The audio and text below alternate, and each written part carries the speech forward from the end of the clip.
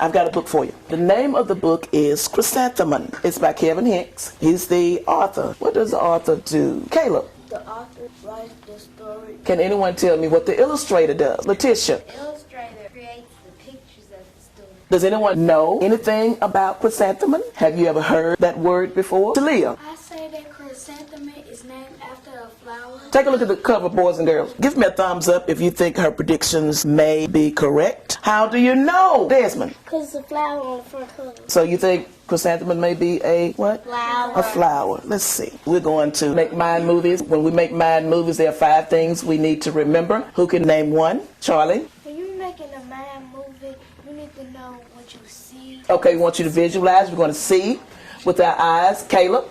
Feel. We're going to feel. Rodney? Smell. Smell. Charles? Taste. Taste. And Kaya? Hear. Hear. We hear, see, smell, taste, and feel. Those feelings can be physical or they can be internal. The day she was born was the happiest day in her parents' lives. She's perfect, said her mother. Absolutely, said her father.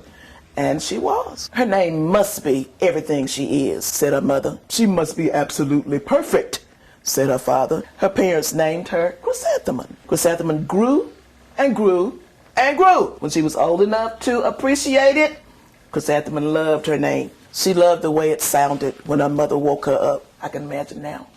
Chrysanthemum, wake up, honey. She loved the way it sounded when her father called on her for dinner.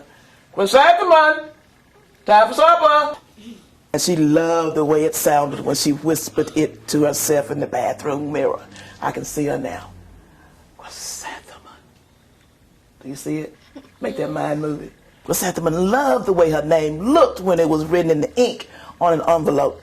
She loved the way it looked when it was written with icing on her birthday cake. And she loved the way it looked when she wrote it herself with that big fat orange crayon. Take a look. Chrysanthemum thought her name was absolutely perfect. And then she started school. On the first day, Chrysanthemum wore her sunniest dress and her brightest smile. She ran all the way to school. Hooray, said Chrysanthemum. School! But when Mrs. Chubb took roll call, everyone giggled upon hearing Chrysanthemum's name. I'm asking myself, why in the world did they giggle? Her name was absolutely perfect. It was so long, said Joe. It scarcely fit on your name tag, says Rita, pointing. I'm named after a grandmother, said Victoria. You're named after a flower. Chrysanthemum wilted.